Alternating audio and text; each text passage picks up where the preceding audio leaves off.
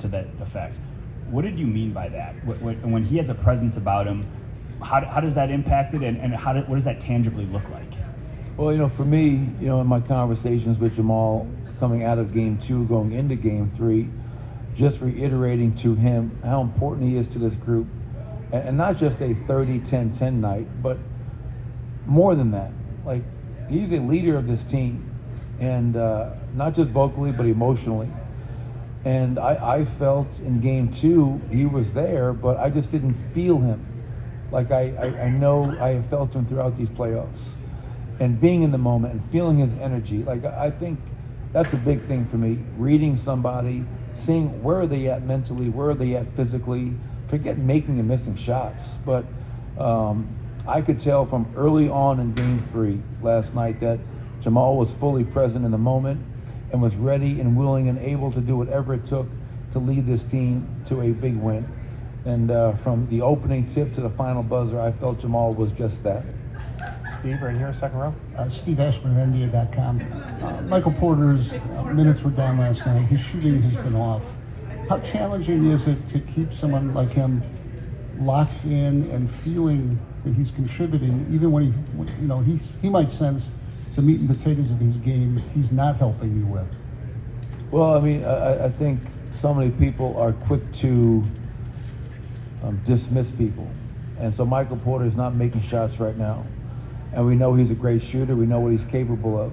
But he had 7 rebounds last night, and he had some really good defensive possessions and possessions in which he contested shots and was working on that end.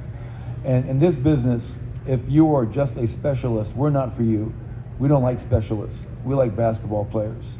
So if Michael Porter is not making shots, he has to find a way to help impact winning through being an unselfish player on offense, being a defensive-minded player, being somebody that rebounds the basketball. And his shot is going to fall. If he's taking the right shots and we're generating the right shots for him, I want KCP, 2 guys that we know are better than they showed in 3 games. They got to keep shooting the ball because that's the only way they're going to get out of that slump.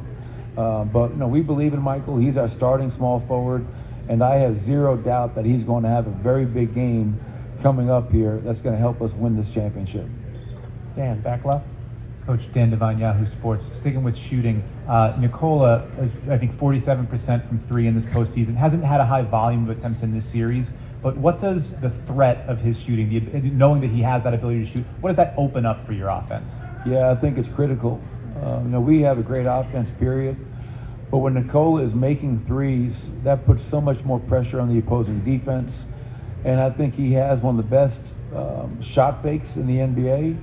And he is, for a big guy, he is great at attacking closeouts. So if you're shooting 40 plus from 3, and now teams are really worried about that, and they're running you off the line or closing to touch, he's shot faking or driving that closeout, and now you have a 6'10", 6'11", great passer getting downhill that's going to score. He's an uncanny finisher.